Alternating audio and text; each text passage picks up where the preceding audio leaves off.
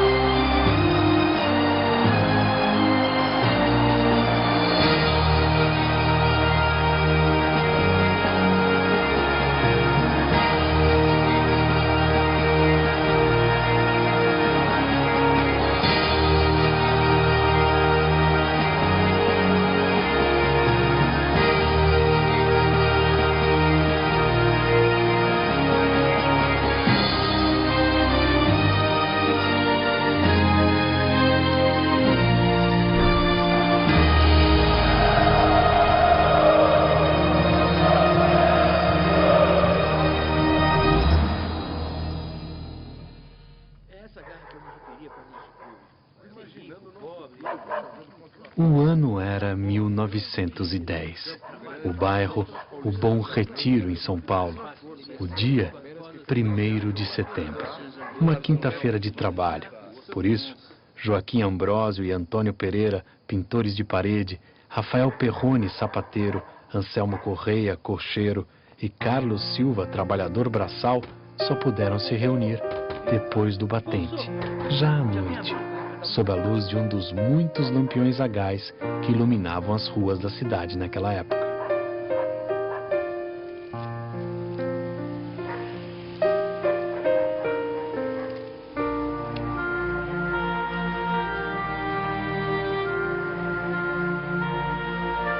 Eles tinham assistido a mais uma vitória do Corinthians Team, clube inglês que excursionava pelo Brasil.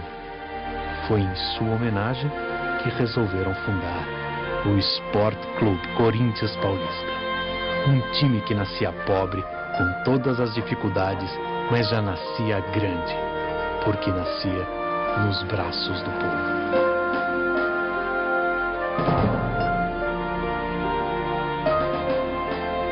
O Corinthians nasce como um clube varziano, não tinha meio termo naquela época. Ou era o tal futebol oficial, ou era o futebol varziano.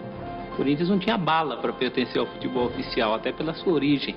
O Corinthians, para entrar no futebol oficial, ele precisava abrir mão de algumas condições de nascimento, né? Ele nasceu num clube de bairro, ele nasceu num clube de imigrantes, num lugar de gente pobre. Assim ele permanece até 1913, quando, depois de muita luta, ganha a chance de disputar uma vaga no Campeonato Paulista daquele ano.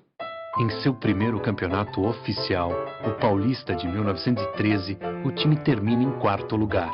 Mas já no ano seguinte, 1914, enquanto a Primeira Guerra Mundial começa na Europa, o Corinthians ganha seu primeiro título, invicto, com 10 vitórias em 10 jogos. E em 15 foi para a Liga, foi convidado para participar da Liga. Só que esse convite da Liga dos Ricos trouxe um prejuízo. Em uma jogada muito bem ensaiada pelos clubes da elite, o time fica fora do campeonato da Liga Rica e seus jogadores se espalham pelos outros clubes.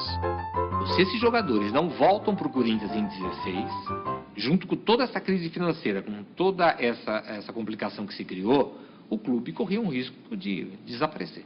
de certa maneira, o Corinthians é a vitória do povo. É dessa época que surge quase que um mito corintiano do clube que venceu desafios, do clube que foi capaz de superar todas as dificuldades que a gente pode imaginar. O Corinthians já tinha ídolos em geral advindos de outros clubes de várzea, principalmente de um clube muito raçudo da várzea do Bom Retiro, chamado Botafogo, clube vermelho e branco. E do Botafogo veio Amilcar Barbuí. Meu nome é Amilcar Barbuí Filho, sou filho de Amilcar Barbuí, o primeiro corintiano a vestir esta camisa da seleção.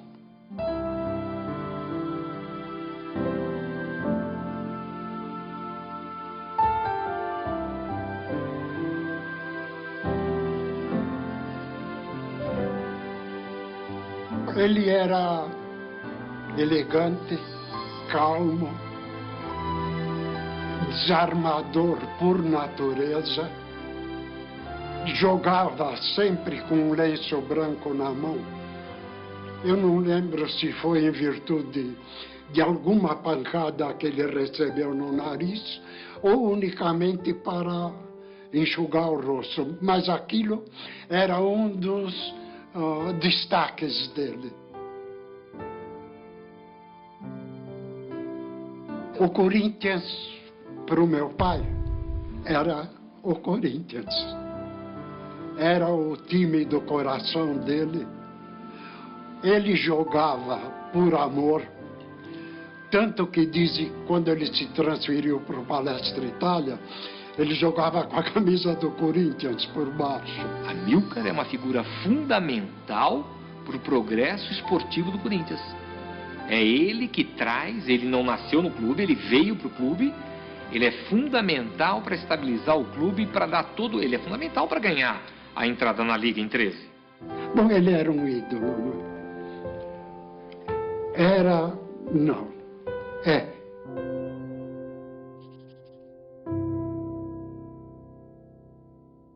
O Neco está tão ligado à história do Corinthians, mas tão ligado à história do Corinthians, que ele deu o dinheiro para o Corinthians comprar a segunda bola de sua existência. Eu dei uma bola até meio usada, já, que era do meu time lá, que era do Fluminense, o time no Bom Retiro.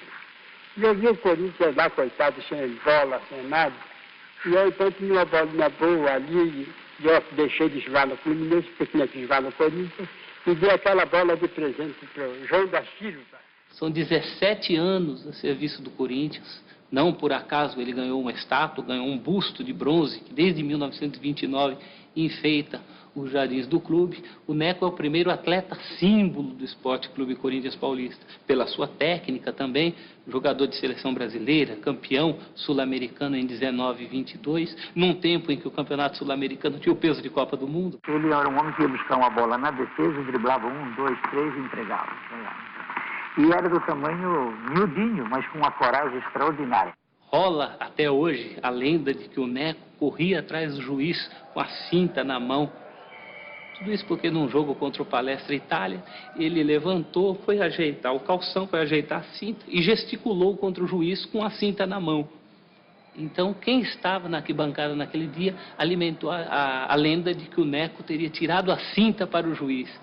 Uma história que ele nunca desmentiu. Bom, Neco é o recordista de amor à camisa por tempo seguido, consecutivo. Entre 1913 e 1930 são 17 anos. Mas aquele que mais vezes vestiu essa camisa aqui, até porque no período em que ele jogava havia mais jogos, foi o Vladimir. Corinthians é preto e branco, onde passa deixa encanto, porque rema contra a maré. O Corinthians é altaneiro, meu São Jorge guerreiro. Vladimir fez nada menos do que 805 partidas, algo que ninguém até hoje fez e dificilmente fará, nesses tempos de mudança de clube tão frequente, né? O Vladimir também é o recordista de partidas seguidas, ele jogou mais de 2 anos entre 81 e 83, sem se machucar, sem ser expulso. Então eu cheguei várias vezes, joguei com o tornozelo inchado, com botinha de esparadrapo, joguei com costela quebrada, joguei com 39 graus de febre, Enfim, eu queria estar em campo. Eu detestava ficar fora de campo. Eu era realmente franzino, não chegava a ser raquítico, né? Mas era franzino, só que eu era valente, né? Era muito guerreiro. Eu costumo dizer que fui forjado na luta, entendeu?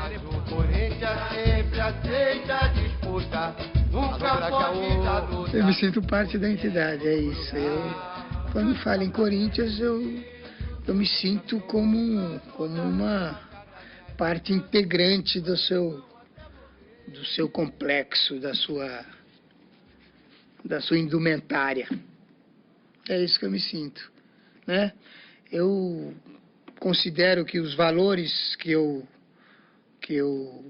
tenho de vida, eu aprendi no Corinthians, né?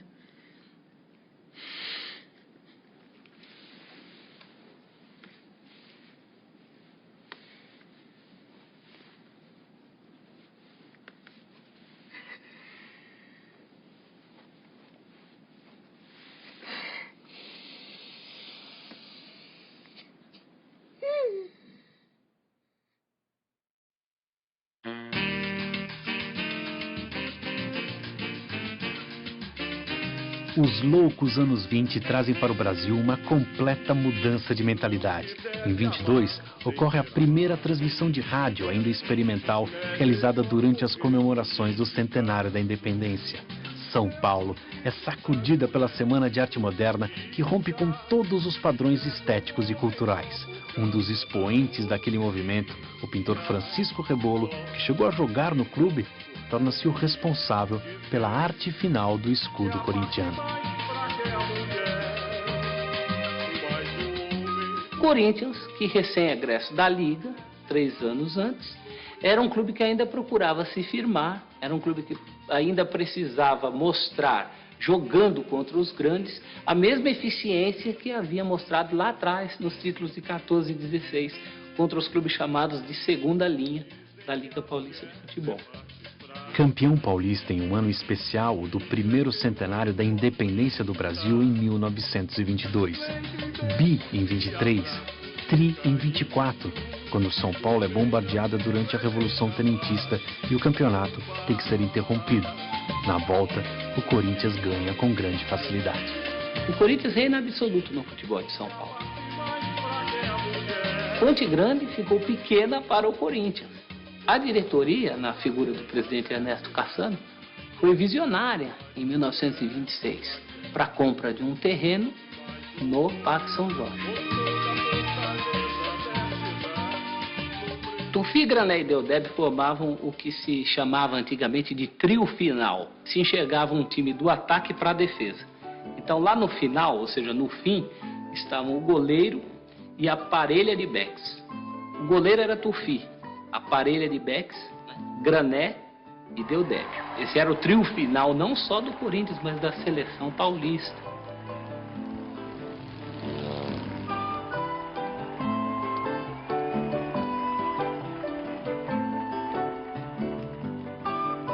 O Tufi era um goleiro aventureiro, usava costeletas enormes, camisa preta, que lhe deu o apelido de Satanás.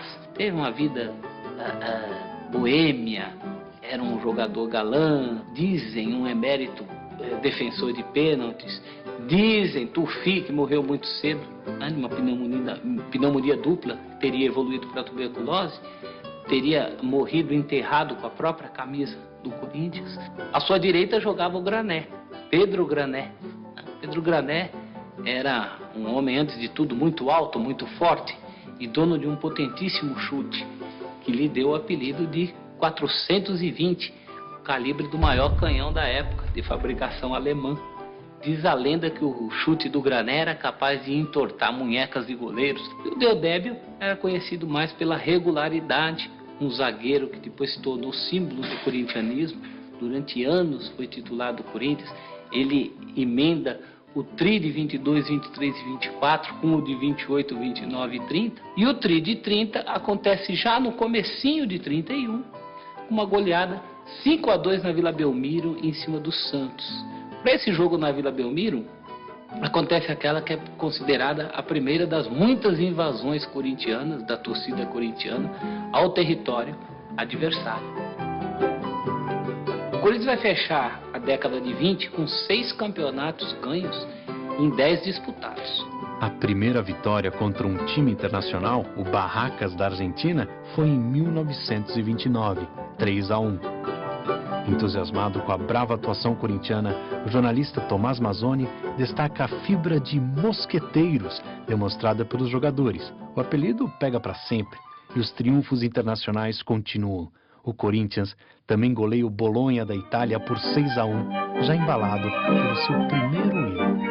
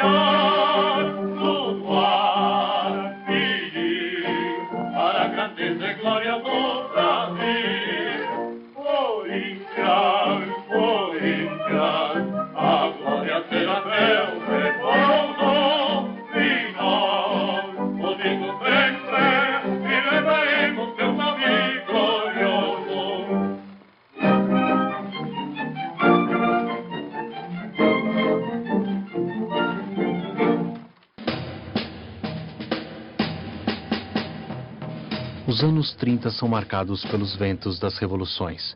Enquanto Getúlio Vargas toma o poder no Brasil, a Itália fascista busca repatriar seus filhos, com a intenção de fazer do futebol italiano o maior do mundo. Me parece que quem deu essa ordem foi alguém chamado Benito Mussolini, para que o Lazio trouxesse aquele jogador da seleção brasileira e, se possível, mais alguns. E alguns jogadores começam a sair.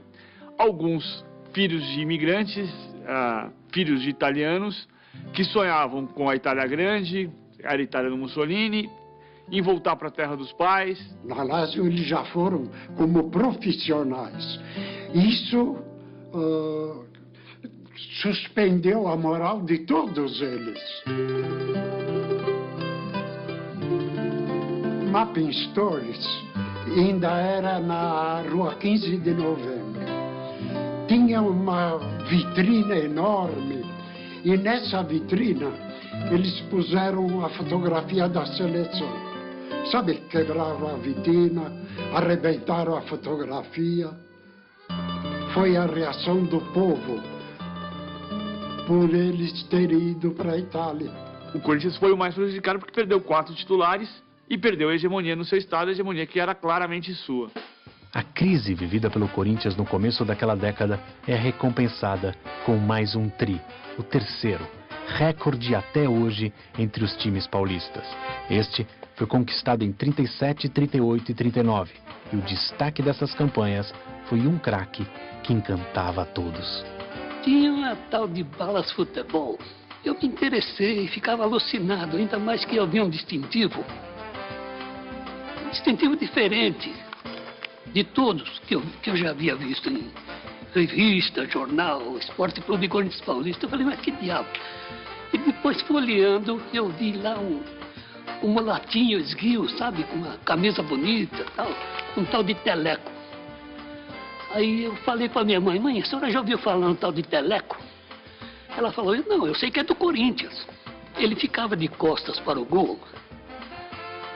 E quando ele recebia a bola, né, os veques, ao invés de marcá-la, ficava olhando. E ele era tão rápido que ele virava, tchum, e botava lá no ângulo. É um lance que ele criou, na minha opinião, nunca mais eu vi. E morreu com ele, está enterrado com ele. Parque Antártica, 14 de novembro de 1937. Teleco usa a cabeça e o Corinthians sai da casa do Palestra com mais uma taça praticamente garantida. Corinthians e Palestra foi no Parque Antártico. Começou o jogo, o Teleco deu a saída, passou a bola para o Carlinhos. O Carlinhos correu, passou a bola para o Filó. O Filó deu mais uma corridinha lá, deu um centro, 1 minuto de jogo. O Teleco faz o gol de cabeça. Eu estava com o joelho machucado, né? Mas na hora que escalaram a reserva, ele levou um choque, né? E não teve condições de entrar para jogar.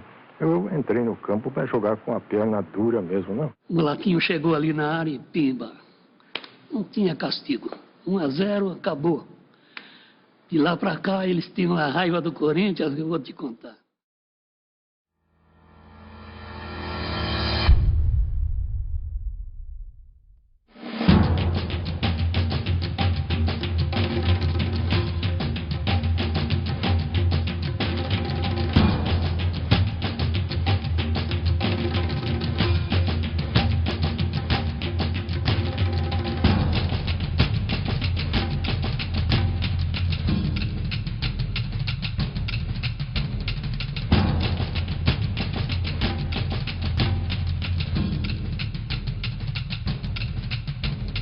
Essa rivalidade que eu acho que já vem lá de 1910, 1912, né?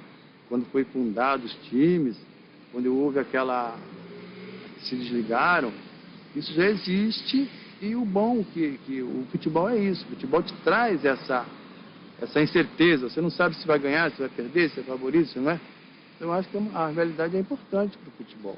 Bom, diz uma lenda que o Palmeiras é uma dissidência do Corinthians. Palestra Itália, hoje Palmeiras, fundado em 1914, o Esporte Clube Corinthians Paulista de 1910. Não é bem assim. O que acontece entre Corinthians e Palmeiras é um grau de parentesco. No primeiro jogo do Palestra, em Votorantim, em 1915, nada menos que metade do time é formada por jogadores que também jogavam no Corinthians. Algo muito comum até hoje na várzea. Você joga para um time do bairro, passa um caminhão que vai jogar em outro bairro, você vai lá e empresta seu serviço.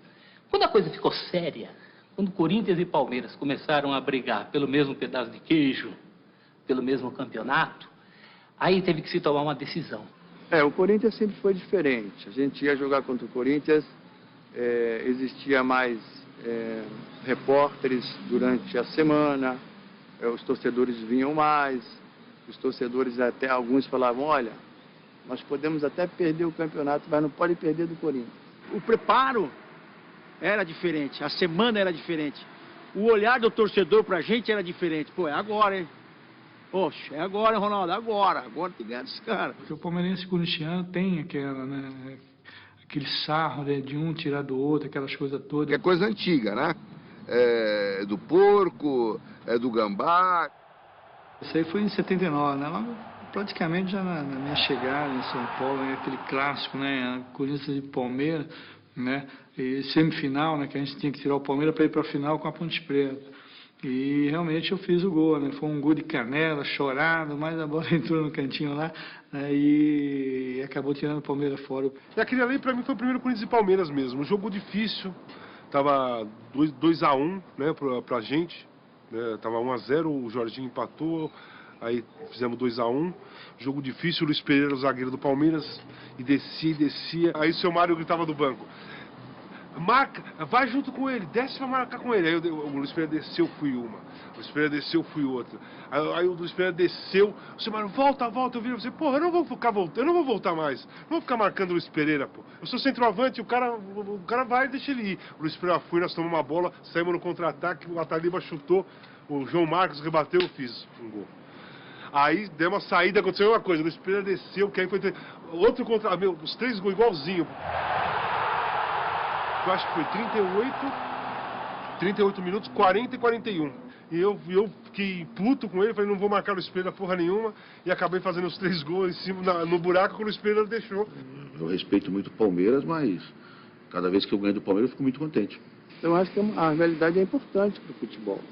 Mais uma rivalidade em que você possa ir lá, torcer, sair contente, sair triste, mas que não exista mortes, como a gente tem visto, né? Isso aí eu acho que não é o esporte, não é legal.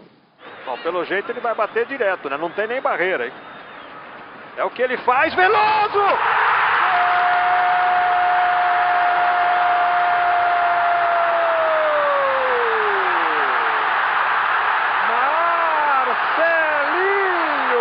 Detonou! Maravilhosa cobrança de Marcelinho! Na marca de 24 do segundo tempo. Quando eu morrer, eu quero no meu caixão. Quero ser cremada, se Deus quiser, quero ser cremada, e a minha cinza vai ser jogada na fazendinha, no Parque São Jorge. E o Neto falou, se ele estiver vivo, ele vai jogar. Senão, vai sobrar pro Lorimar. Vai sobrar ou por você, quem estiver vivo. Eu não sei, né? Mas com a camisa do Corinthians? Com a camisa do Corinthians, ninguém me enterra. Se me enterrar, me bota a camisa do Palmeiras. Para tacar fogo. Vou ser cremada, queima tudo.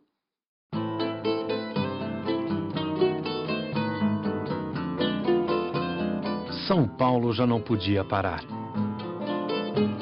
Em 1940 é inaugurado o Autódromo de Interlagos.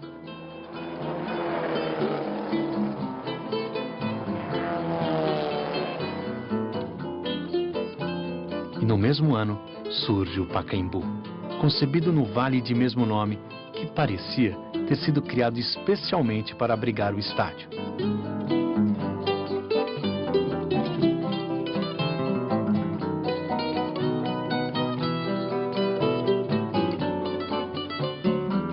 Com um projeto inspirado na estética de Albert Speer, o arquiteto de Hitler, o Pacaembu é inaugurado com um desfile de delegações esportivas no sábado e 2 jogos no domingo.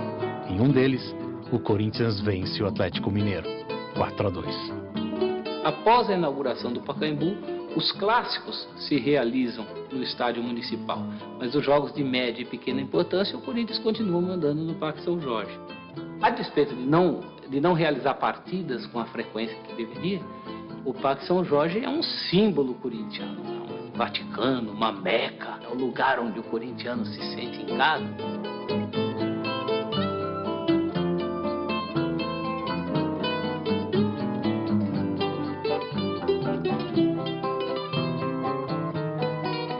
Tem a biquinha de água que já estava no Parque São Jorge quando da compra do terreno.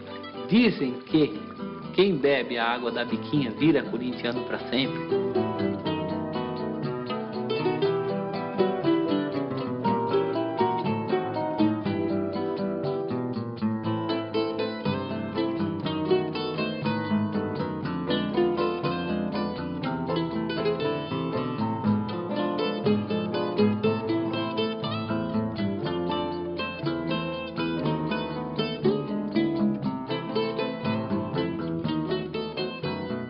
O Corinthians começou a década muito bem, em 1941, vencendo o título paulista, quase invicto, ganhou o título com 2 rodadas de antecedência, e na última rodada perdeu do Palestra Itália por 2-0, já campeão, né, o jogo das faixas. Apesar de outras conquistas, como a Quinela de Ouro em 42, uma espécie de Rio São Paulo, e 4 taças Cidade de São Paulo, o Corinthians não seria mais campeão paulista na década de 40. Culpa principalmente do rival tricolor, que tinha Leônidas da Silva. O São Paulo trouxe o Leônidas para se tornar efetivamente um grande clube, a partir do seu primeiro título na nova fase como São Paulo Futebol Clube, em 43. O Corinthians, ao buscar o Domingos, tentava fazer a mesma coisa. Domingos e Leônidas, os 2 grandes jogadores do Brasil na Copa de 38.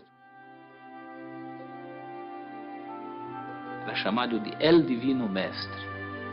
pela sua técnica, pela sua perícia, pela maneira como desarmava os atacantes adversários. Meu pai, na verdade, na minha juventude, todos diziam que ele era um jogador sensacional, porque era um jogador que jogava atrás e tinha uma técnica muito apurada. Era um jogador que não saía, não dava chutão, saía tocando a bola. E naquela época era difícil você ter jogadores desse naipe. A minha mãe me dava o equivalente hoje a R$1, sei lá, não tem, né? Ela me fazia um lanche e falava, vai filho, vai ver o Domingos da Guia jogar. A minha mãe, hein? Que não entendia patavina de futebol. É um jogador que se identificou muito com o Corinthians, a ponto de, no dia em que o time foi campeão, voltou a ser campeão em 51, ele ter viajado do Rio para São Paulo para assistir o jogo e cumprimentar os jogadores nos vestiários. E a frase do Domingos, segundo os jornais da época, era essa. Ele cumprimentava um a um os campeões de 51 e falava para eles, muito obrigado por terem conquistado o título que não pude conquistar.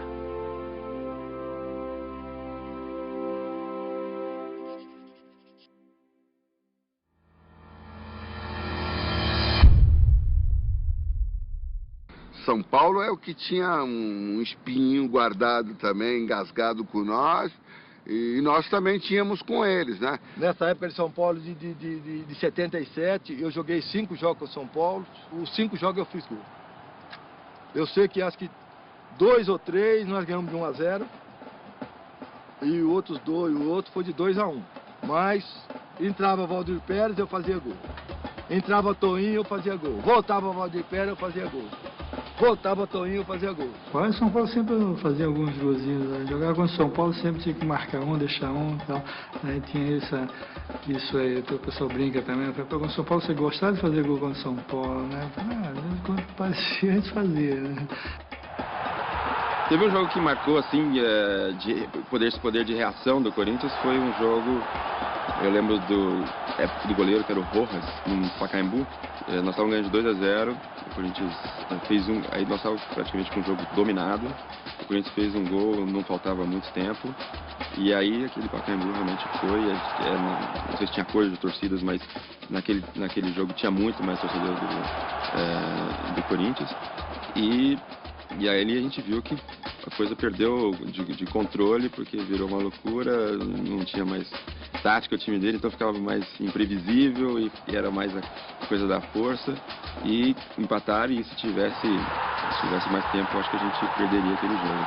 Foi assim, mudou o jogo em 10 minutos, né? Nós jogamos mais de 80 minutos dominando e quase com a certeza de ganhar, de uma hora para outra aquilo reverteu, que acho que é uma característica essa do Corinthians.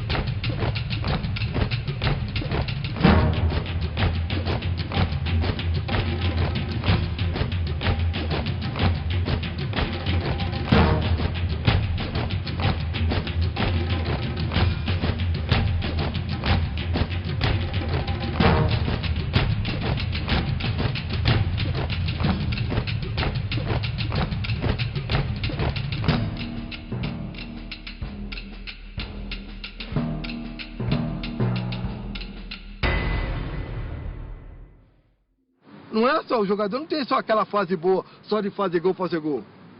Tem uma hora que ele vai passar seus 3, 4 meses sem fazer gol. Que é uma fase difícil, então essa fase você tem de superar. Tem de superar, que a gente tem de entender que não é só fase boa na frente da gente, não. Tem as fases ruins. Então nessa fase, você tem que mostrar para a torcida que você está lutando. Nessas fases, é que eu mostrava dentro de campo. Eu não estou fazendo gol, mas eu estou jogando pro time. Eu estou aí errando gol. Como eu jogava na minha época, eu errava. Pô, é uma coisa que não acontece hoje, que a gente vê. Quando eu brinco com meus amigos, brinco com os torcedores que me encontram, né? Que naquela época, eu chegava debaixo do gol, a bola estava entrando, A torcida já estava levantando para gritar gol e chutava a bola passar por cima da trave. A torcida aí, seu filho, entendeu? Passava mais uns 10 minutos, sobrava outra bola para mim, eu ia na cara do gol, então a torcida já ia gritar gol e mandava lá em cima. Então eu errava uns 2, 3 gols no jogo. Na hora que a torcida não estava esperando, eu fazia o gol. Muitos jogos que eu joguei, aconteceu isso daí. Eu perdi 3, 4 gols assim, de cara com o goleiro, na frente do goleiro, chutei pra fora, chutei por cima. Até hoje, de vez em quando eu jogo nos Masters aí, eu chuto a bola por cima. Aí a torcida fala, continuo mesmo. Claro, se eu não chutar a bola por cima, eu não sou o Geraldão.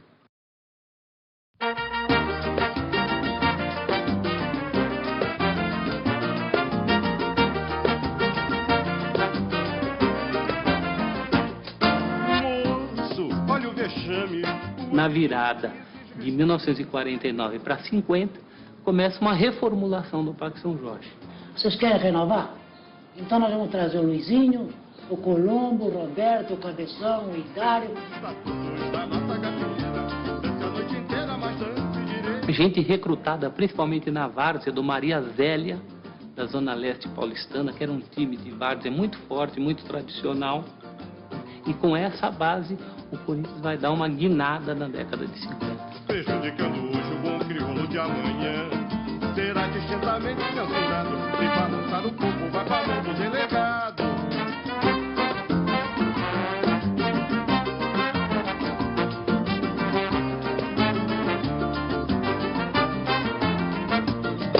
Moço, olha o vexame, o ambiente exige... Ora, esse time de Cláudio, Luizinho, Baltazar, Carbone, o Rafael, Nonô, o Simão, né? Roberto Belangeiro, Gilmar, opa!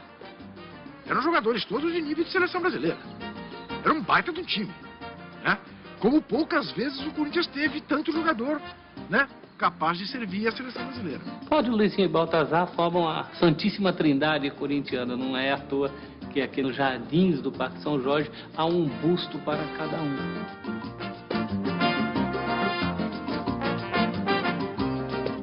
Tô chegando um dia ao Morumbi para ver um jogo. Quem vem do outro lado? Cláudio Cristóvão de Pinho. Eu paro e falo, seu Cláudio, o senhor é o ídolo da minha vida. Ele olha para mim e já me dá assim uma... Ele fala, ora, Juca, muito obrigado. Já para mim, fala, como?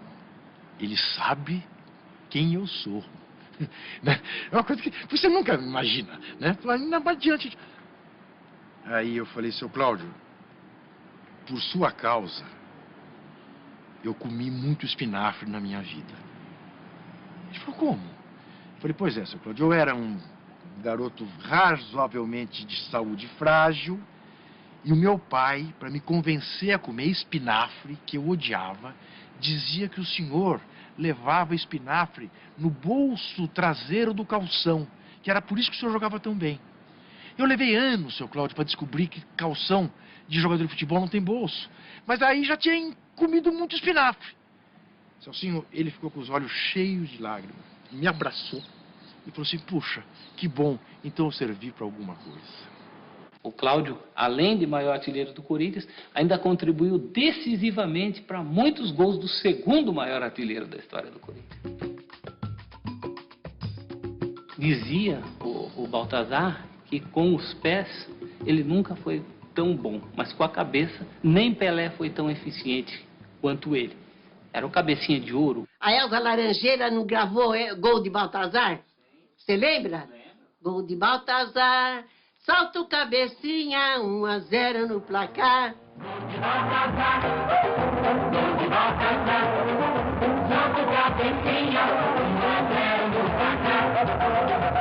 Eu subia mais primeiro do que eles. Eu subia primeiro do que eles.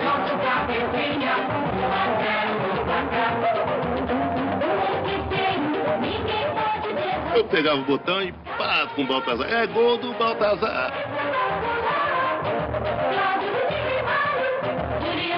Baltazar ganhou o concurso de popularidade, o craque mais querido do Brasil. Ele ganhou um automóvel. O automóvel dele pegou fogo, a torcida fez questão de dar outro carro para ele.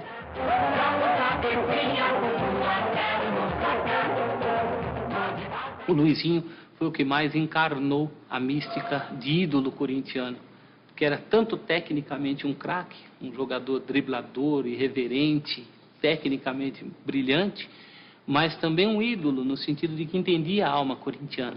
Ele desrespeitava o adversário. Dentro da qualidade técnica que ele tinha, ele sabia que ele fazia com a bola coisas que nenhum outro fazia. Com a facilidade e no espaço de campo muito pequeno. Exige respeito pelos estatutos da nossa gafieira. Dança a noite inteira, mas dance direito, olha. E era um artista, a ponto de ter ficado para a história a grande lenda do dia em que ele sentou na bola diante do argentino Luiz Villa, que jogava no Palmeiras. Dos livros mais fortes que eu tinha e que fazia com maior facilidade, coisa de 1 milímetro, 2 milímetros, 3 milímetros, 4 milímetros, é jogar a bola no meio das pernas do sujeito. Às vezes você fala, isso é para desmoralizar. Não. Era um negócio que instintivamente acontecia no momento. Então eu metia muita bola no meio das pernas, de qualquer um eu metia. De qualquer um eu metia. Eu tinha uma facilidade danada para fazer isso. Mas dele, caiu de no jogo, eu metia umas 6, 7 vezes, entende? Era chato. Ao entrevistar o Luizinho, perguntava, mas o senhor sentou mesmo na bola? Ele falava, deixa isso pra lá, isso é coisa de moleque, moleque faz cada coisa. Alguma coisa teve. Então... Não, eu não sentei na bola, não. Não. Olha o vexame, o ambiente exige respeito. Alguns clubes permitem a existência de ídolos que não são necessariamente craques. O Corinthians tem vários.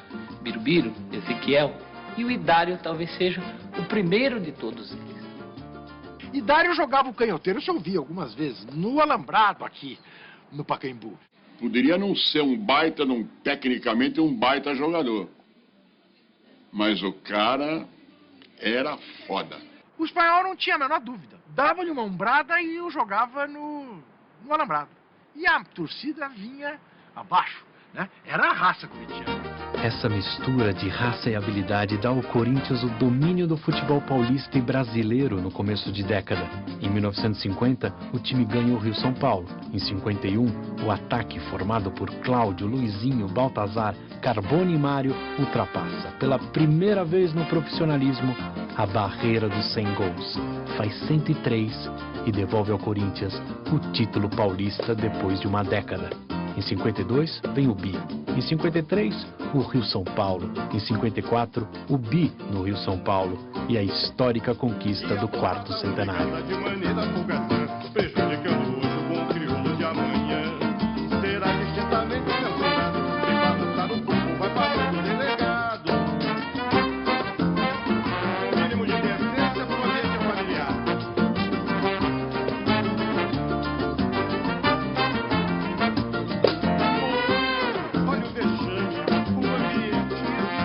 No primeiro jogo de sua história fora do Brasil, em 51, o Corinthians goleia um combinado uruguaio por 4-1. Em uma excursão à Europa, em 52, passando pela Suécia, o time é recebido pelo mesmo rei Gustavo, que 6 anos depois entregaria a Taça do Mundo à seleção brasileira campeã da Copa de 58.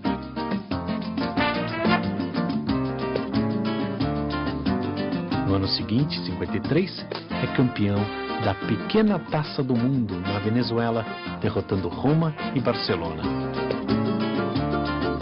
O Corinthians vive seus anos dourados.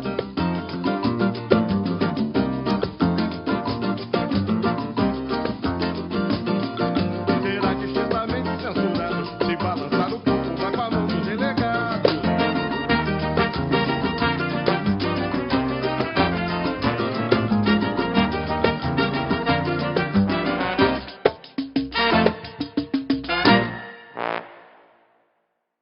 O Brasil é campeão do mundo em 58, quando o Corinthians começa, né, começa a ficar claro o jejum corintiano. Tinha perdido o título para o São Paulo em 57, na final, e, enfim, e o Brasil ganha a Copa no ano seguinte. Mas vamos lembrar, o Brasil só é tricampeão do mundo porque a escalação começa em 58 com Gilmar dos Santos Neves, goleiro do Corinthians, e termina em 70 com Roberto Rivelino, né? Grande ídolo do Corinthians. Tá aqui a chave. Nunca ninguém se dá conta disso, mas é óbvio. Não me venham de Pelé, de Garrincha. Essa gente foi importante. Didi, são bons coadjuvantes. De Gilmar, que segurou lá atrás, e de Rivelino, que fechou a contagem lá na frente. Os piores anos do jejum corintiano de 58 a 74 coincidem com o auge do Santos e de Pelé. A gente sofria tanto que faltando 10 minutos, 15 minutos, a gente ia embora. E o corintiano não fazia isso. Só fazia isso contra o Santos. Porque não tinha jeito. Contra o Corinthians dava certo. Né? Várias vezes o Corinthians entrava e jogava muito melhor que o Santos. Mas aí perdia pênalti, a bola batia na trave no pênalti, o goleiro defendia o pênalti. E a gente ia lá, pô, acabava ganhando de 1-2 a 0. Uma vez no Parque São Jorge, o Parque São Jorge apinhado. Né? O Negrão foi lá, aquela linha, Dorval, Coutinho, Dorval, Mengalva, Coutinho, Pelé e Pepe. O Corinthians abriu a contagem com o Cássio. E o que eu me lembro muito era até a reação que o Pelé estava, porque eu fiquei posicionado atrás da onde era o vestiário do clube, do Corinthians. Em cima, fiquei ali em cima. Então eu via só o Negão fazendo assim, né? E os torcedores acho que irritando, falando um monte de bobagem. Geralmente acabava o primeiro tempo, as coisas não saíam muito bem para o Santos. Para mim não estava muito bem, não tinha saído o gol ainda e tal. E quando a gente ia saindo, né, entrando no túnel, todo mundo começava a vaiar. Aí eu falava, tal, bem, tem o segundo tempo ainda, calma, tal. Isso eu cansei de fazer no interior. Eu ia jogar, pô, no primeiro tempo estava difícil, 0 a 0, eu falava, calma, espera aí, tem o segundo tempo. Pô, aí o segundo tempo dava certo virar, aí todo mundo dizia, viu, ele mandou esperar. De repente, segundo tempo, não teve jeito. Fui para casa triste, aborrecido, porque eles viraram o jogo. Negrão, eles foram lá, acabaram com o Corinthians, dentro do parque. Mas se o Santos tinha um rei, a partir de 65 o Timão passou a contar com Roberto Rivelino, o reizinho do parque. Ele apareceu no infantil do Corinthians, né, no time de infantil, e logo ele se destacou e veio pro profissional, né, e dali à frente é aquele Rivelino que todo mundo conheceu, né.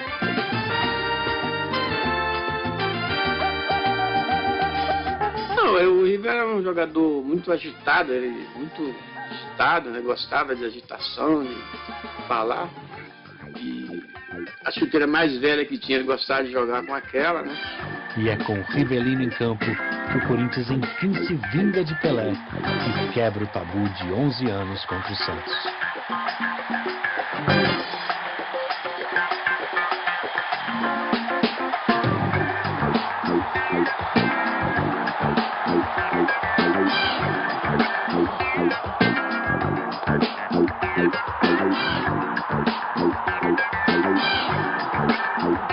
Parecia tudo pronto para o início de novos tempos, mas o destino, mais uma vez, atravessa o caminho alvinegro.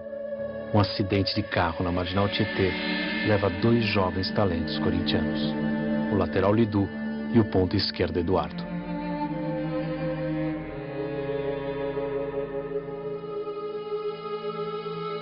E aquilo foi uma perda irreparável. Como jogadores, como pessoa, como ser humano, você entendeu? Aí o clube caiu, a equipe caiu muito. O Corinthians não consegue, porque o Palmeiras não deixa, nem sequer inscrever 2 jogadores no lugar. E eu não tinha mais reserva à altura para ser titular. E o ambiente também não estava bom, muito triste, e acabamos perdendo o campeonato. Aí eu digo, né, para você. Não tem que ser o Corinthians. Vamos ganhar um título num ano em que 2 dos nossos morreram do jeito que os 2 morreram? Ora, dane-se o título. É claro, muito maior é o Preito, a Lidu e a Eduardo, que fazem parte da história do Corinthians, sem terem sido campeões. Isso distingue o Corinthians.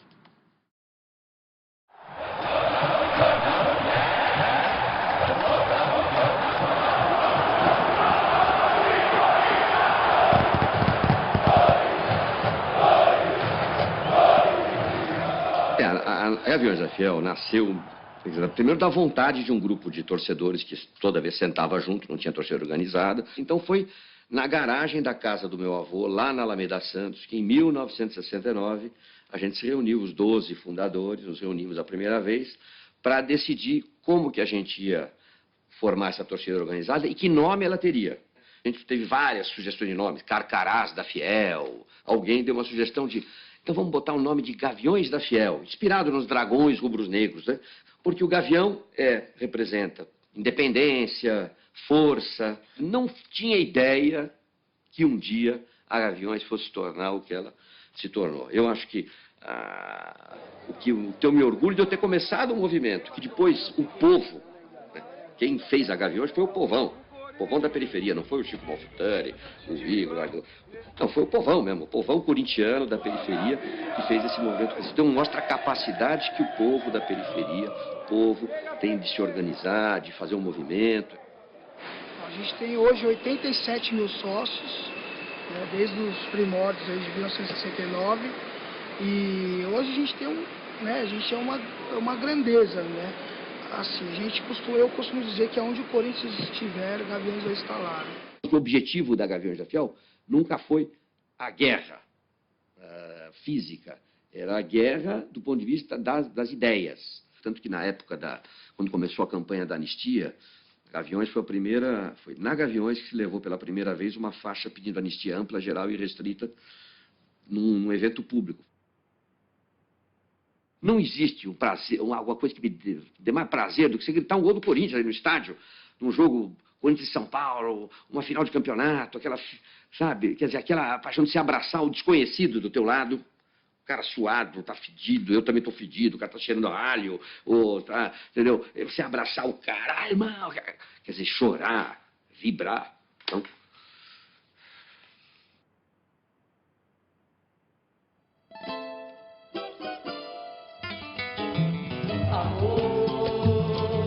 São 25 anos de felicidade.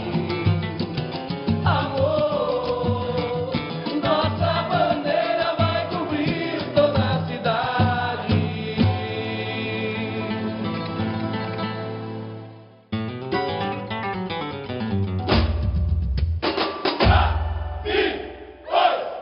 Me deu ouro, me abraça.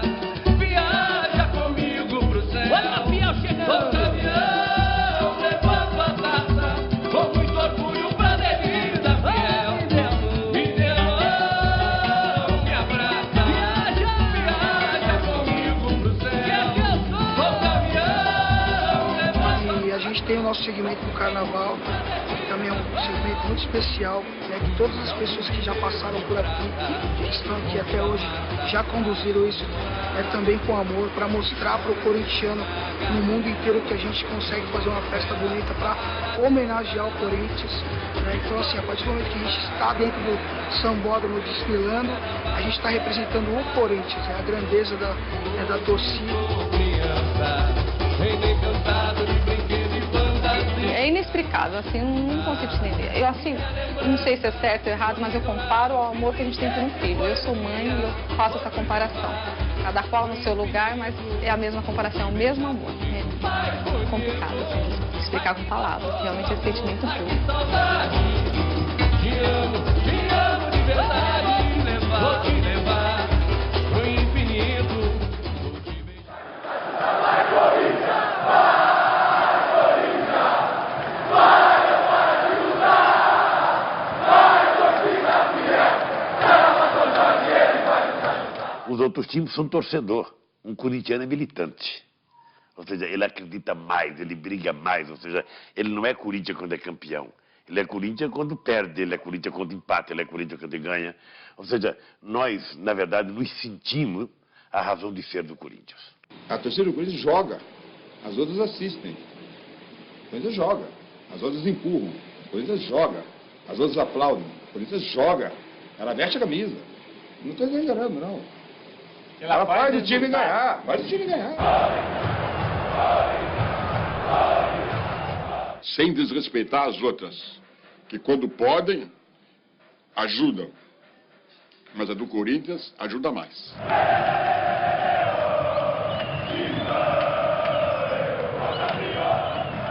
isso passa pro jogador. Querendo ou não, o cara pode ser um nhaca, um sono lascado. O cara pode estar num sono violento. Mas a torcida gritando, aquele incentivo, uma voz só dentro do campo. Então essa é a grande diferença. Essa é a grande força que tem o Corinthians.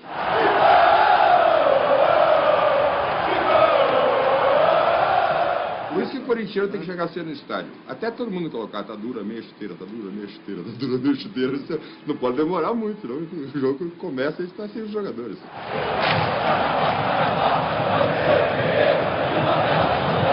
O torcedor, ele ganha jogo. Principalmente o torcedor corintiano que não para de cantar 1 minuto durante os 90 minutos. Mesmo com o time no sufoco ou perdendo, o torcedor tá lá cantando, né? Isso sim é torcer, isso é amar um clube, isso é amar os jogadores. Essa é a diferença do Corinthians com os outros clubes. É uma torcida fabulosa, só os malucos mesmo, né?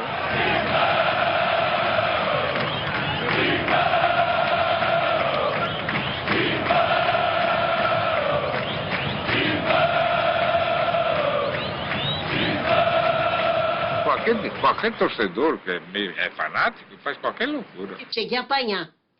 Corinthians e Ponte Preta, eu apanhei. Levei, eu não tenho vergonha de falar, mas eu dei também. Dei uma no saco do cara. Eu não podia com a mão, foi com o pé. Mulher com 20 anos para ter nenê e tem que sair no meio do jogo correndo porque começou o trabalho de parto, então tudo...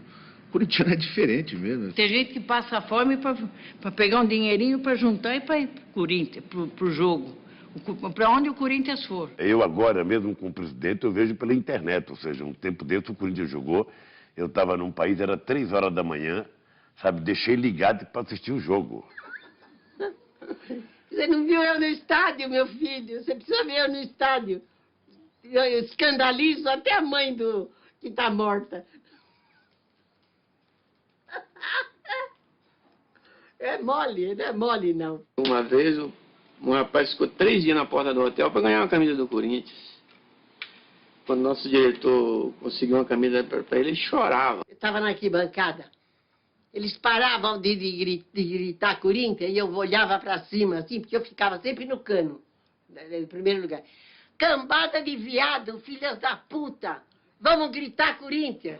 Eu viajo 400 quilômetros de ônibus, ou com os colegas meus, para vir aqui para fazer essa história. Eu quero participar da história do Corinthians. Eu faço parte do Corinthians. Eu amo o Corinthians. A minha vida é o Corinthians. Minha mulher me falou um dia, eu vou te abandonar. Você abandona, mas eu não abandono o Corinthians. Eu não abandono o Corinthians. Tem milhões de mulheres no mundo. Se me abandona hoje, eu procuro outra amanhã. Mas o Corinthians é um só. Eu amo o Corinthians. E esse amor ao Corinthians teria sua expressão maior em uma tarde de muita chuva, 5 de dezembro de 1976.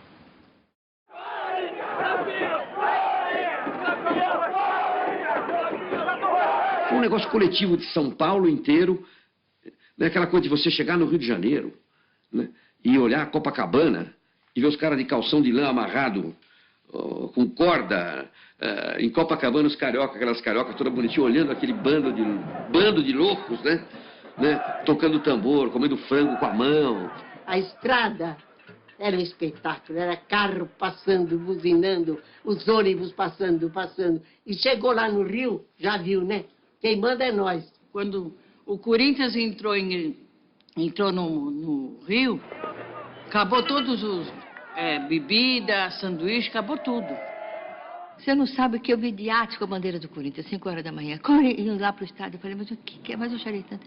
Mas o que é isso? Em pleno alto mar, eu estou vendo isso aqui do Corinthians. Foi uma invasão que foi assim emocionante. 70 mil pessoas viajaram 400 quilômetros pela Avenida Corinthians, antigamente chamada de Via Dutra, para dividir o Maracanã com a torcida rival.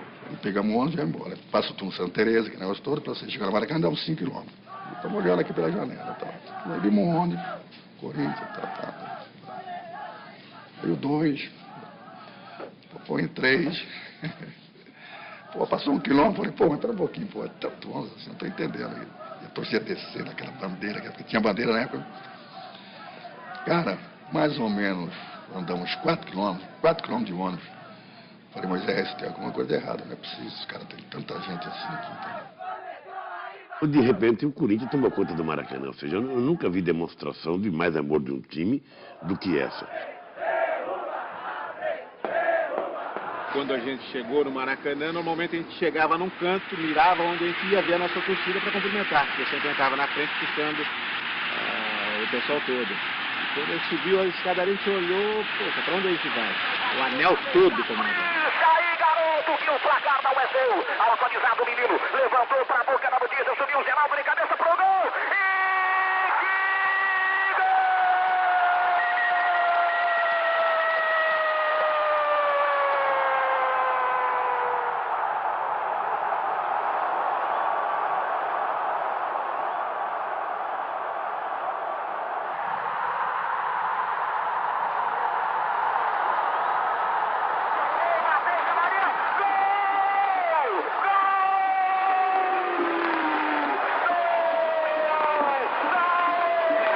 E aquele momento, para mim, foi assim, eu diria, quase no mesmo nível de ter sido campeão em 77.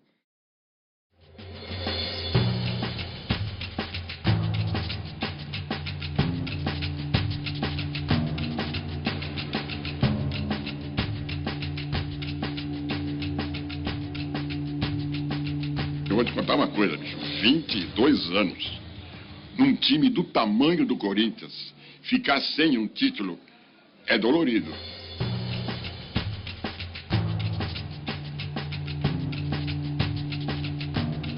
Você vê naquela torcida, semblante da torcida, né? Porque quando se paravam no Morumbi, você descia tal, o pessoal vinha, pô, pelo amor de Deus, né? Cara chorando, volta. Então você via que era um sofrimento, né? E a gente estava junto naquele sofrimento. A equipe estava mais ou menos centrada para aquele campeonato. A gente se cobrava e a gente sempre achou que dava. Porque o nosso time, apesar de não ser um time técnico, né? Era um time de muita força, era um time de muita vontade e, com sinceridade, a torcida nos arrastava. Você sabe que a gente não queria jogar com a Ponte, né? Apesar que nós vinha naquela uma tinha ganhar 3 jogos na final. E a Ponte com um super time, a gente queria pegar um Palmeiras, um São Paulo, porque nosso time estava, né? Não que seria mais fácil, mas seria muito mais diferente, porque a Ponte Preta era ruim para jogar contra a Ponte Preta, um baita de um time.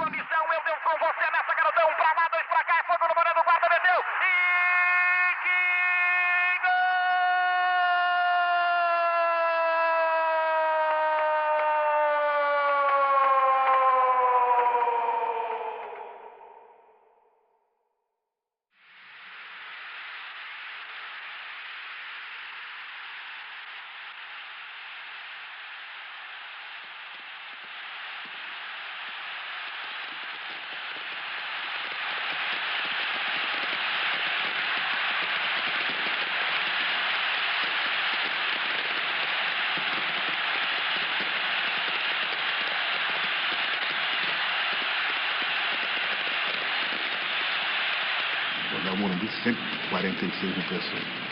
É hoje, isso aqui vai explodir. 0x0, Vaguinho ainda entra e 1x0, falei, acabou. Geraldão para Vaguinho, é fogo no boné do guarda, eu vou com você, Neto, eu tô com a Vaguinho pro gol.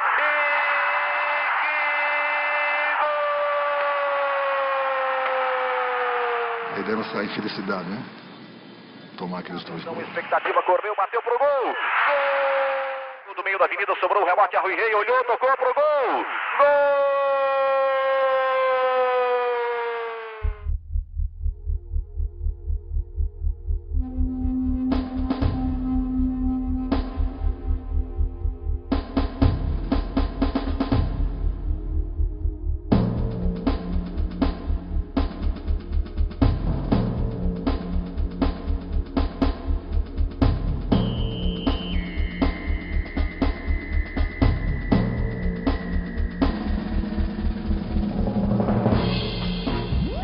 Desse plantel nosso se tornou uma família. Realmente houve esse encontro com a equipe, isso que eu disse para você, acho que essa união entre as pessoas é um trabalho de equipe muito forte, que cada um tem de acreditar no que está sendo feito e acreditar nos seus colegas.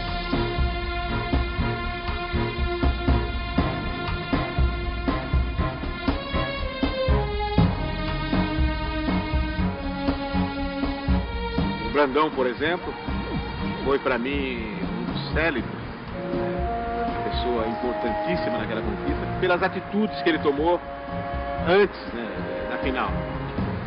Treinamento. Foram 22 anos, 8 meses e 7 dias de espera. Mas finalmente, aos 36 minutos e 48 segundos do segundo tempo, o Corinthians solta o grito preso na garganta. Zé Maria, confusão na boca do gol, tentou, Basílio de cabeça, tentou, Basílio.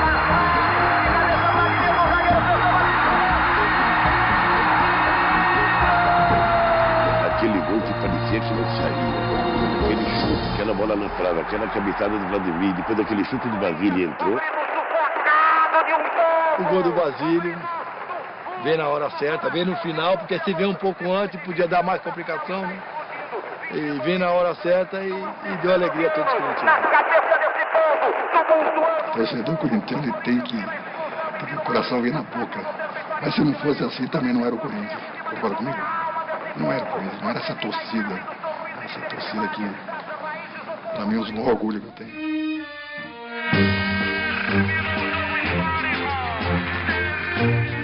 Quando nós terminamos o jogo contra a Ponte Preta, eu me lembro que a gente, lá do canto, a gente direcionou para o banco e a gente saiu correndo para cumprimentá-lo. Eu acho que alguma coisa direcionou para que a gente fosse dar aquele abraço nele, nos levantamos, né? E agradecemos por tudo que ele nos fez e pela satisfação que ele acabou dando para nós jogadores e para o próprio torcedor, né?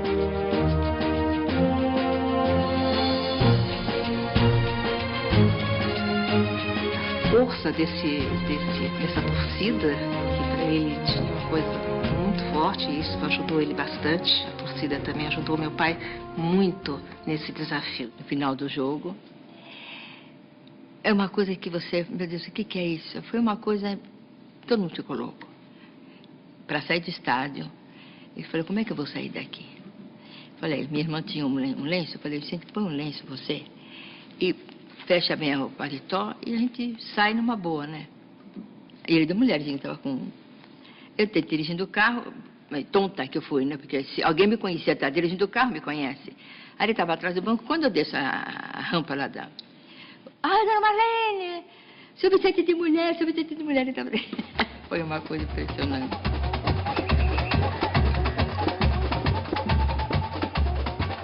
Da vibração que foi também centralizada aqui em São Paulo, né? Do torcedor, a aproximação do torcedor foi muito maior. Então ali a gente sentiu a força do torcedor corintiano, o coração do torcedor corintiano. Nem jogo de seleção brasileira me emocionou tanto como aquela conquista.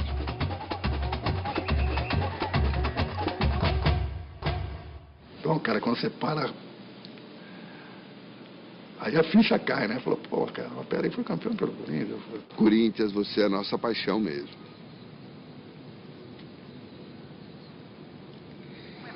Eu faço fé nessa cabecinha, garotão Zé Maria. Está autorizado, vai chover lá dentro da boca da botija, barreira por 2 homens. Correndo pro pedaço, Zé Maria, confusão na boca do gol. Tentou, Basílio de cabeça, tentou, bateu lá. De cabeça, Vladimir, o zagueiro, tentou, Basílio.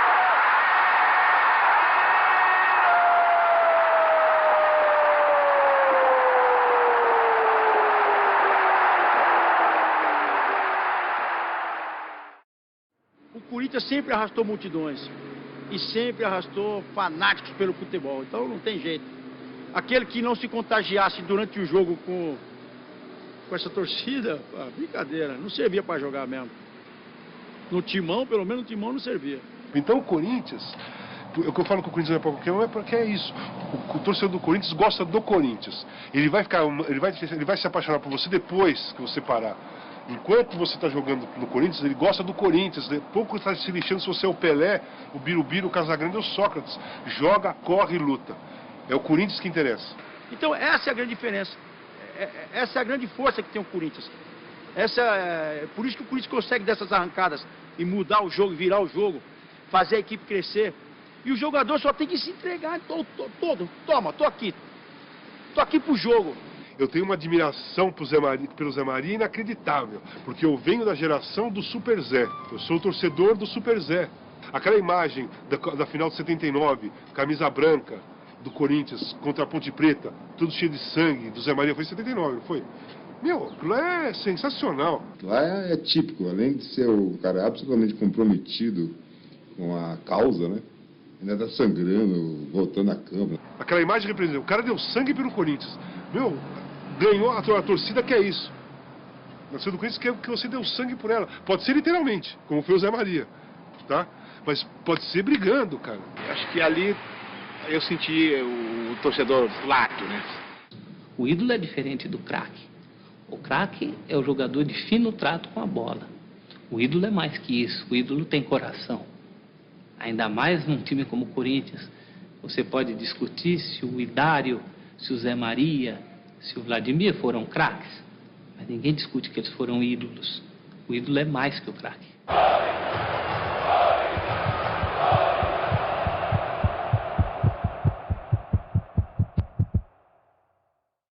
Em 79, Sócrates e Palinha. E aí o Corinthians resolve virar um pouco aquilo que outros, né, achavam que só eles poderiam ser. Academia, e universidade de futebol, e futebol refinado. O Magrão e o Palinha resolveram mostrar que era possível. Eu sentia-se meio assustado, mas só que o meio assustado me dava muita tranquilidade, porque eu nunca me senti... Mentira!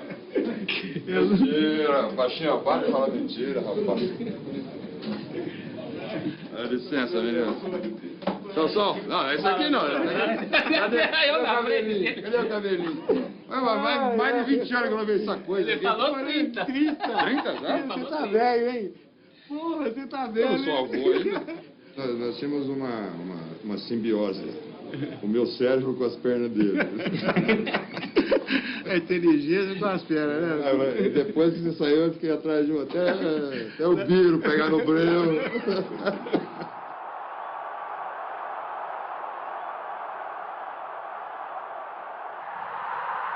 Eu fui protagonista dos passos mais bonitos que eu dei na vida e não fez o gol. Aquele do calcanhar? Vai cavar pênalti. É mania de cavar pênalti. Que depois ele que ensinou os caras de hoje, todo mundo quer cavar pênalti hoje, o dia todo. É isso que eu falo, o Pelé fazia isso, era um gênio. Palinha fazia catinho. Sócrates, Palinha, penetrando Palinha, pode marcar, olha o Palinha, pode marcar, o Sócrates, atenção, gol! E o Palinha lembrou as comparações das tabelinhas entre vocês com Pelé e Coutinho, né, Palinha? Eu lembro na época, teve essa foi a imprensa, né, que falava, né, Sandro? Tá bom, Pelé. Tá bom, Coutinho.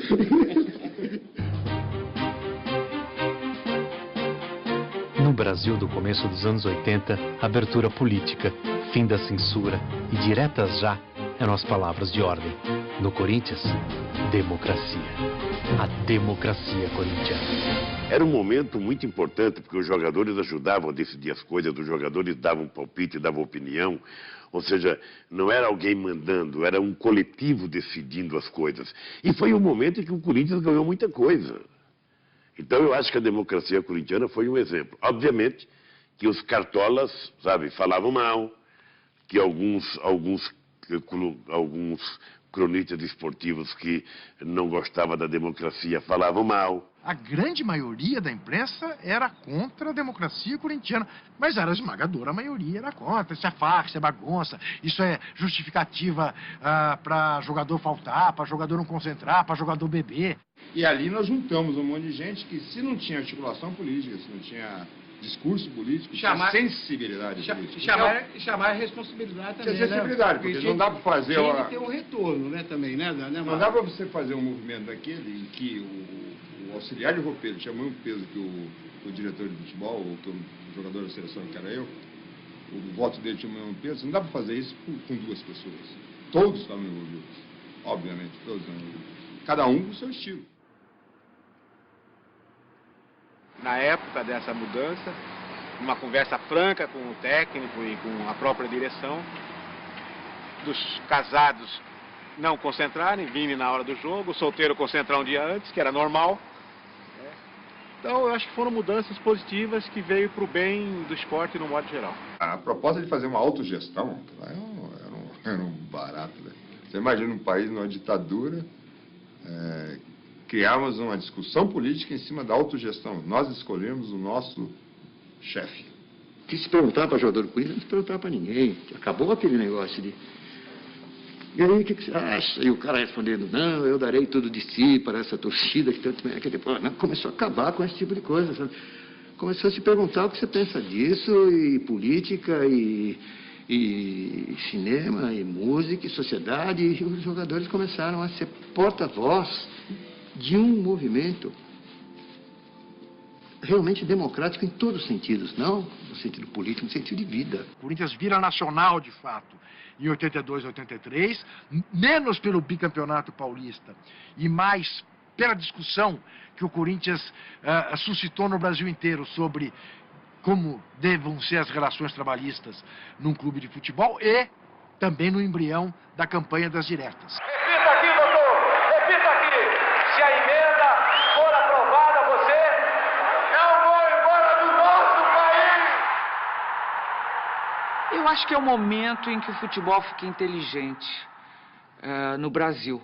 O Brasil que sempre foi do futebol, né? Sempre tivemos, há muito tempo a gente já tinha um futebol respeitável e campeão. Eu acho que ali é a maioridade para o futebol inteligente. Nós carregamos um peso muito grande. Eu tomava 5 blitz por semana na rua, da polícia. Os jornais, os críticos sempre acusando o Sócrates de irresponsável, de alcoólatra, eu de um drogado e tudo mais. O Vladimir porque era negro. Eu acabei sendo preso no dia 23 de dezembro de 82, depois do Campeonato Paulista. 1000 ameaças, né, chegavam pra gente ali. Nós éramos 30 pessoas contra o mundo. As nossas armas estavam em campo. A democracia corintiana foi a participação do futebol, a participação do esporte na luta pela redemocratização do país.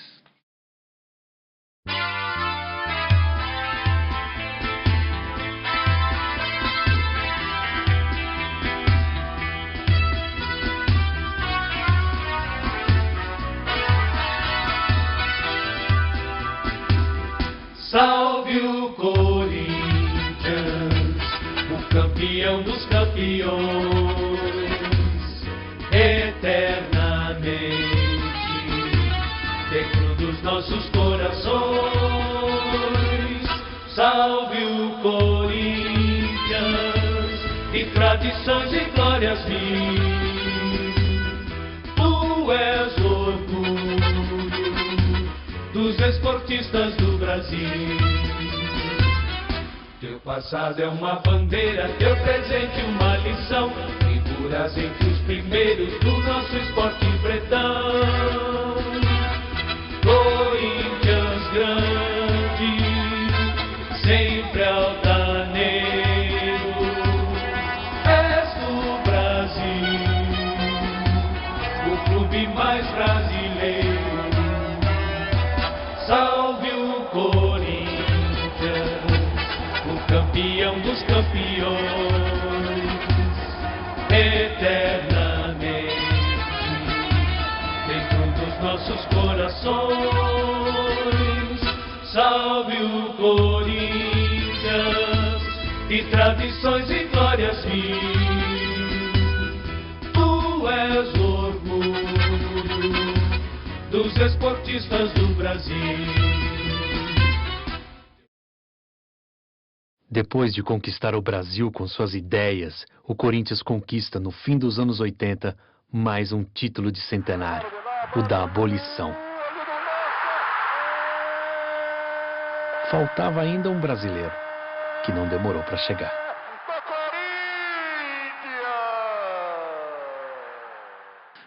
Quando começou aí os 8, né, que ficaram para decidir o título, né? Eu não acreditava, não.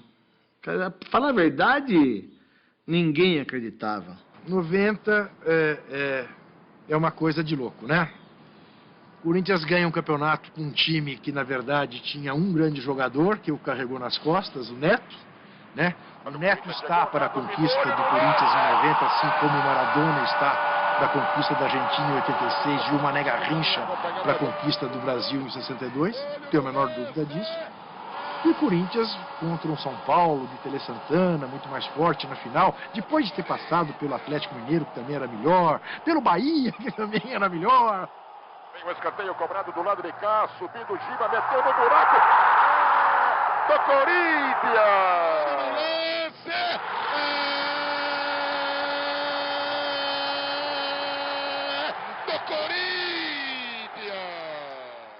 E aí, aos poucos, cara, a gente foi tomando uma força, foi conseguindo um espírito assim tão forte.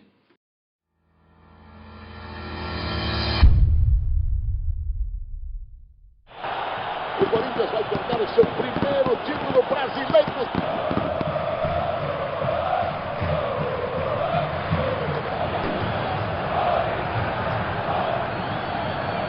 Neto. Tupã. Fabinho está lá como comandante. Agora já está mais pela ponta. Vamos ver o Fabinho.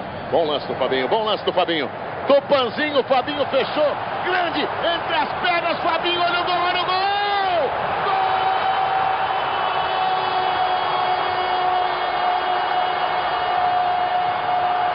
É um gol que marcou, né? Minha carreira. A história hoje. Eu só conheci também pelo esse gol, né? O primeiro gol do título.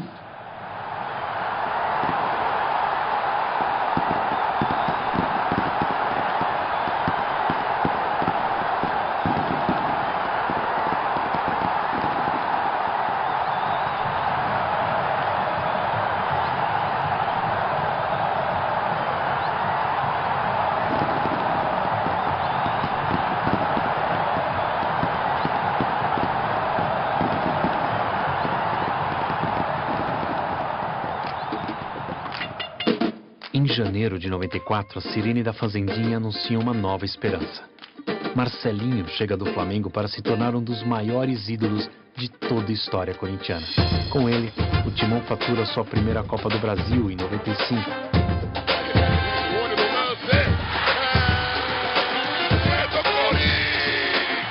E é campeão paulista. Ano sim, ano não.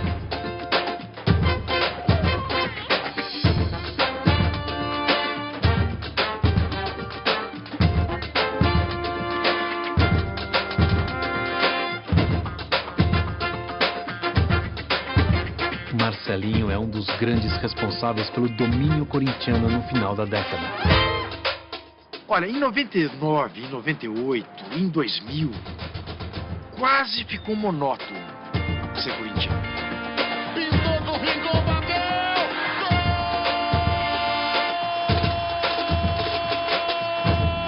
De Marcelinho, gol!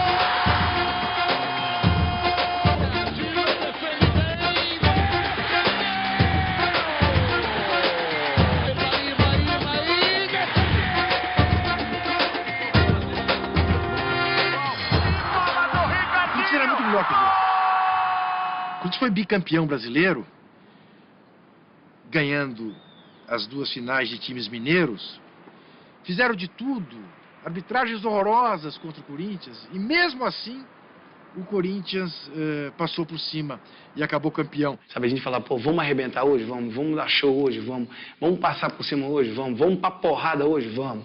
Era assim, meu irmão. O Dinei abraçou a causa também e ele veio pra cima, lógico, jogar os seus 20 minutinhos, os 15 minutinhos, que ele mesmo queria jogar 20, ele não queria mais jogar mais do que isso. Ele ajudou muito o Corinthians.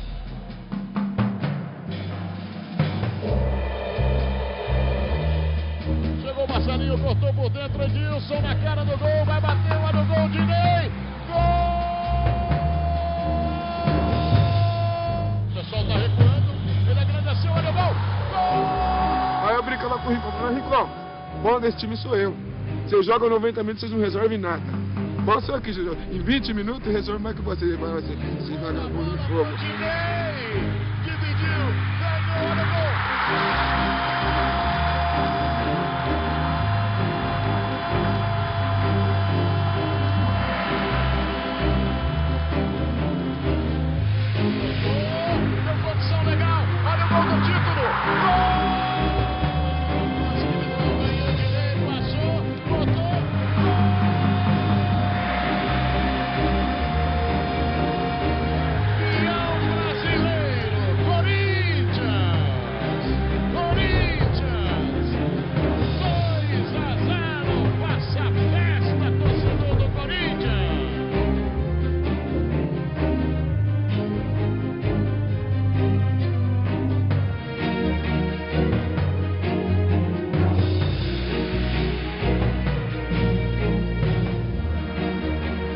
Aí nós fomos para a final do Brasileiro com o Atlético, que vinha com o time também certinho, o Guilherme fazendo muitos gols, o Marques voando ali.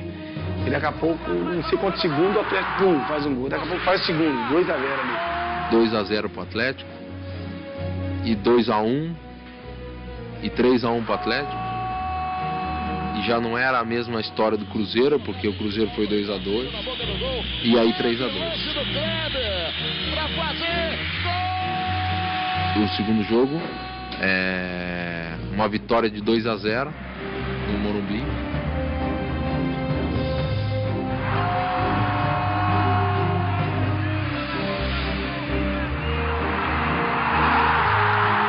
Aí o terceiro, 0-0.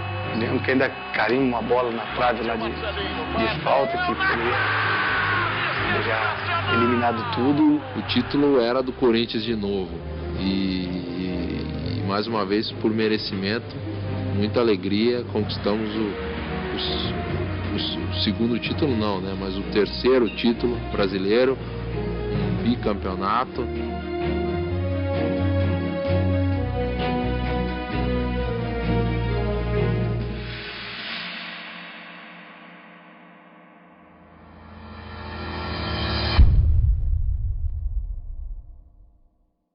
Tava todo mundo muito confiante, né? E foi uma fase linda, né? Eu acho que esse Mundial foi maravilhoso.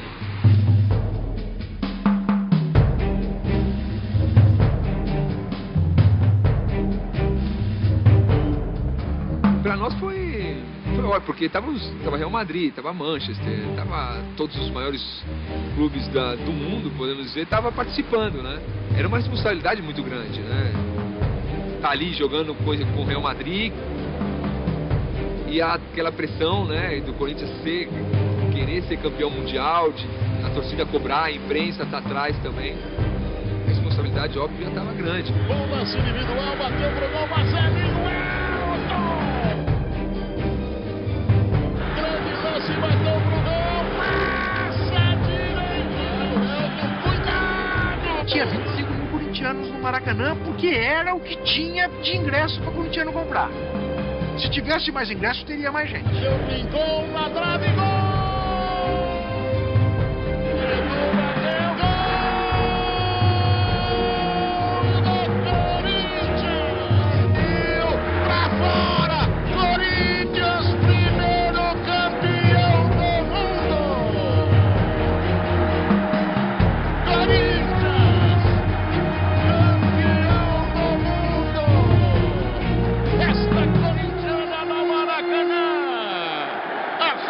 Toda sua, torcedor do Corinthians. Eu voltei desse jogo, Corinthians e Vasco, num voo em que o comandante pediu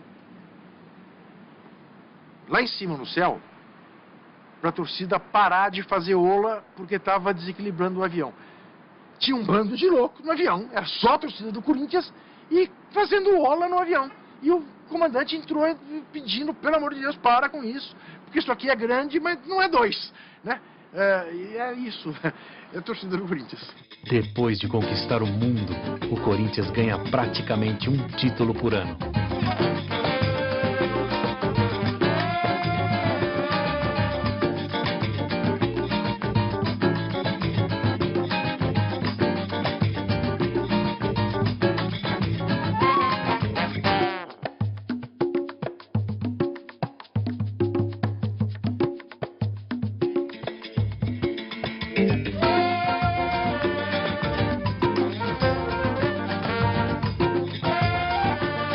Em 2005, o Timão conquista seu 4º campeonato brasileiro.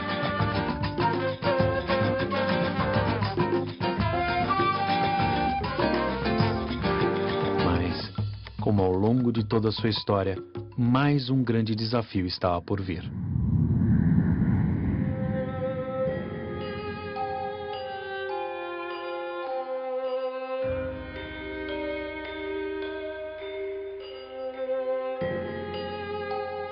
Eu, particularmente, ainda tinha esperança.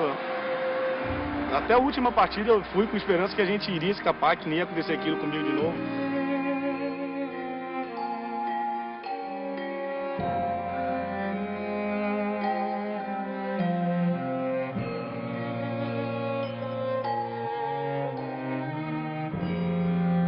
Hoje a maior dor que eu tenho como ser humano foi o dia que o Corinthians caiu.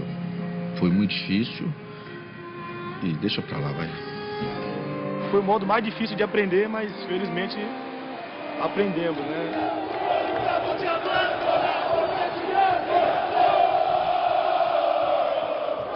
Acho que a partir dali, quando caiu, que a gente realmente falou, pô, o Corinthians está na segunda divisão. Logo em seguida chegou o Antônio Carlos, aí o Andrés trouxe o Mano. Iniciamos um trabalho de reestruturação. Esse trabalho nos levou à conquista da Série B de forma brilhante, porque foi com uma vantagem bastante grande, com uma campanha muito boa.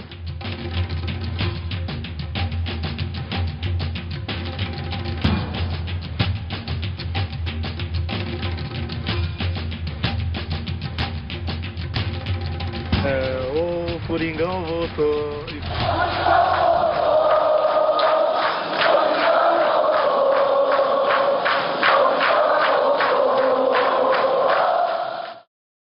E o Corinthians volta.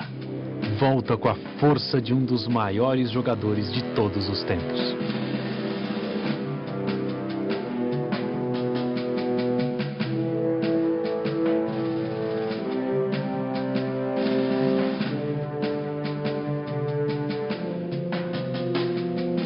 O clima conspirou para aquele clássico terminar da maneira como terminou.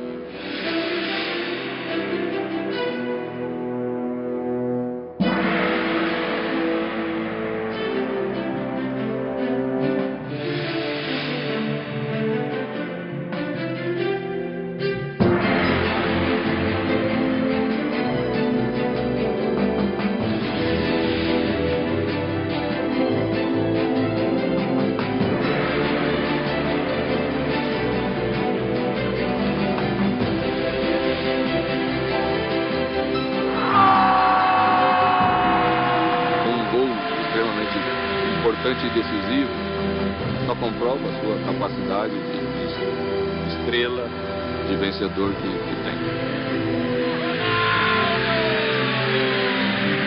Eu dizia, tá certo o gol do homem! Tá certo o gol do homem! A marca Corinthians muito forte, a marca Ronaldo muito forte. Dois guerreiros, dois raçudos, vamos dizer assim. Juntos, deu no que deu. Brasil balança! Lançado, partiu depois, pode sair o gol do Ronaldo, pode sair! É dele! É dele! Gol!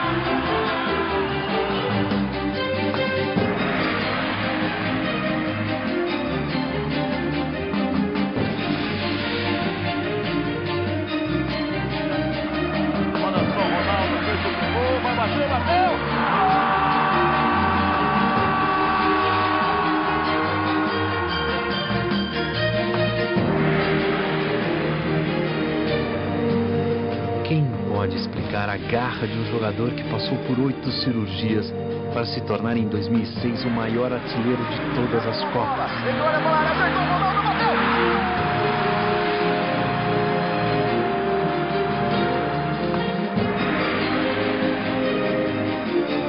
Quem pode explicar esse time que nasceu das mãos de 5 operários para se tornar um verdadeiro fenômeno social, que é eterno, capaz de renascer a cada dia, a cada jogo, mesmo nos piores momentos. Afinal, o que é o Corinthians? O Corinthians é um pouco a vitória de quem raramente consegue vencer. O Corinthians é uma república dentro do estado de São Paulo. Ali tem um povo, é outra linguagem, é outro idioma, tem outro governo, entendeu? São outros comportamentos, outra religião. Não é preto e branco, velho. é outra coisa. Corinthians é um grande amor da minha vida. Eu não saberia viver sem o Corinthians. Acho que é um povo inteiro, né, que vibra intensamente pela sua glória. Te amo, Corinthians, te amo. É uma paixão inexplicável, né? Não tem explicação. Só quem é mesmo para saber o que é ser corintiano. Como eu amo o Corinthians, meu Deus. É o amor de amante, é o amor de marido, é o amor de filho, é o amor de tudo. É um amor do tamanho do mundo. Gostoso falar o Corinthians. E o amor pelo Corinthians é eterno, né? Não tem como acabar. Eu realmente sou uma pessoa feliz por ser corintiano. Graças a Deus, desde que nasci. Posso dizer que a minha vida vai perpetuar com o escudo do Corinthians dentro de mim. Tarde de domingo já sei que vou lá pro Pacaembu. O meu Corinthians vou ver. Aquele time que empolga a massa, vencendo cada jogo com vontade e muita raça. Só tem guerreiro nesse meio de campo e nunca tá de bobeira aquele que tá no banco. É tradição de todo o povo paulista, o campeão dos campeões é a favela na pista. Corintiano é o meu coração, sou Gaviões da fiel amante do Coringão. Eu faço parte dessa grande nação, sou maloqueiro, sofredor, sou torcedor do Timão. Eternamente eu te amarei, onde tu estiver contigo estarei. Perdendo ou ganhando vou cantar, vim lá do Parque São Jorge, ali é meu lugar. Eu sou Corinthians. Corintheiro, sofredor guerreiro, o mais brasileiro. Eu sou Corinthians, em preto e branco, o meu cenário, sou centenário. Eu sou Corinthians.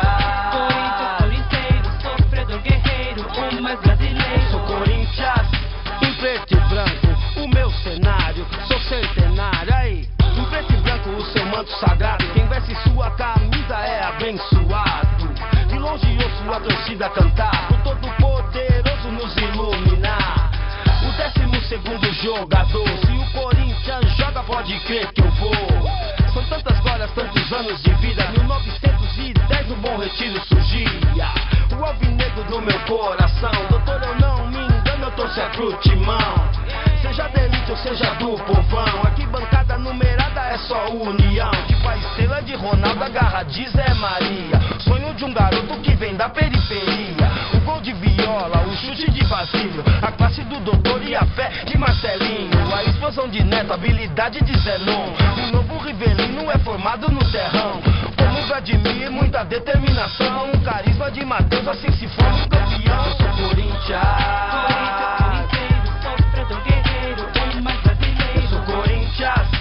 Preto e branco, o meu cenário, sou centenário, eu sou Corinthians.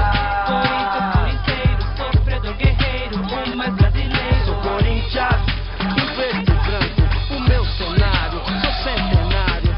Lê, lê, lê, lê, lê, lê, lê, lê, lê, lê, oh. Timão, eu.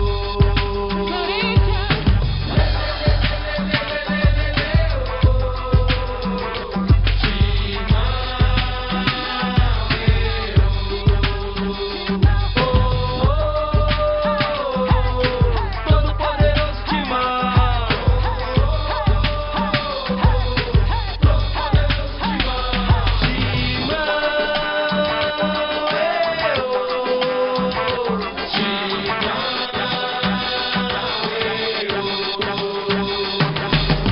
Aqui tem um bando de louco, louco por ti, Corinthians. Aqueles que acham que é pouco, eu vivo por ti, Corinthians. Eu sou Corinthians. Sofredor guerreiro, o mais brasileiro. Sou Corinthians, em preto e branco, o meu cenário, sou centenário. Sou Corinthians. Sofredor guerreiro, o mais brasileiro. Sou Corinthians, em preto e branco, o meu cenário, sou centenário. Tá gravando já? Só falta meus cabelos, rapaz. Você parece. Você acredita que não sabia que o Paulista cruzava o Augusto? Todo mundo morando aqui. Vamos embora, vai. Se mudasse a mão de direção na rua, ele chegava para ser São Jorge, ele perderia o Corinthians. É mesmo, pai?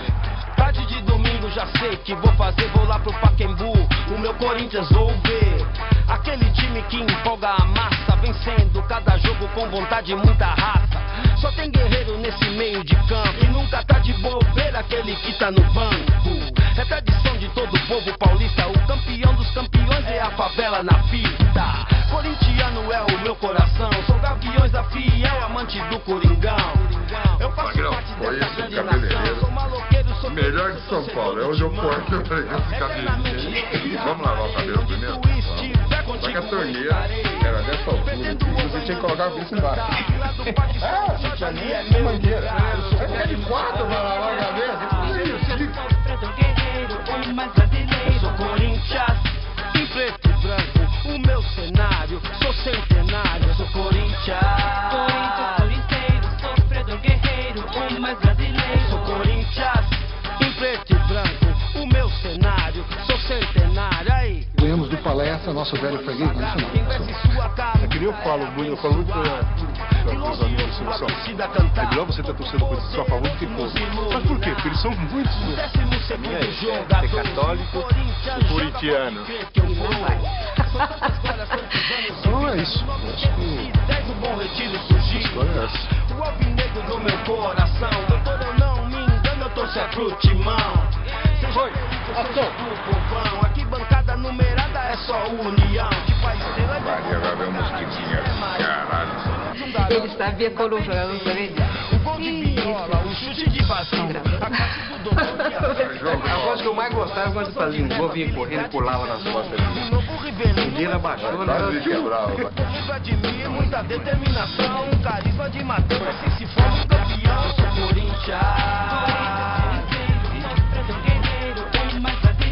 Corinthians. Em preto e branco, o meu cenário. Uma fralda pra ele. Sofredor guerreiro, mais brasileiro. Sou Corinthians, em preto e branco, o meu cenário. Sou centenário. Lê, lê, lê, lê, lê, lê, lê, lê, lê, lê, oh. Timão,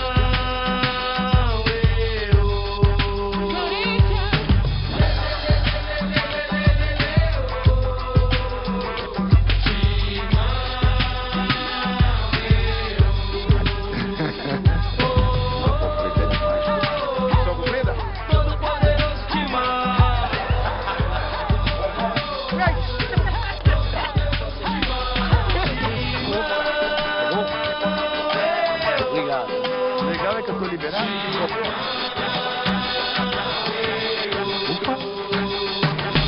Aqui tem um bando de louco. Louco por ti, Corinthians. Aqueles que acham que é pouco. Eu vivo por ti, Corinthians. Eu sou Corinthians. Sofredor guerreiro, o mais brasileiro. Eu sou Corinthians, em preto e branco, o meu cenário. Sou centenário. Eu sou Corinthians.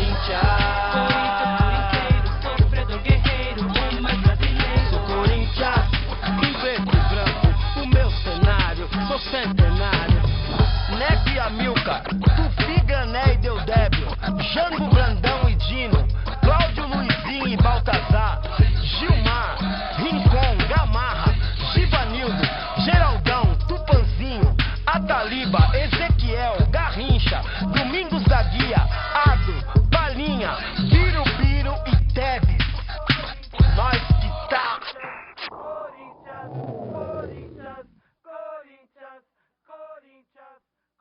Vamos gritar, Corinthians!